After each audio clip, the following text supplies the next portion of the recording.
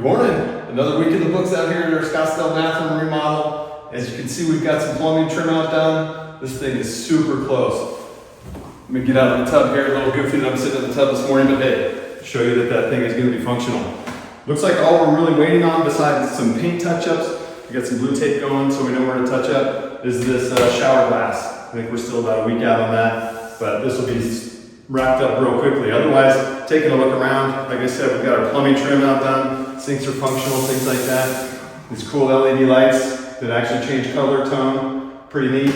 Cabinet, we've got a tower cabinet going in. We did have some warranty damage on this, so the manufacturer's getting us out a new cabinet. They're gonna expedite that so that we can get it in here and replace pretty quickly and not delay the end of this project. But as you can see, we are very close, so the next update that you're gonna get from us is probably the final project. So stay tuned for that one. I'll bring it to you shortly.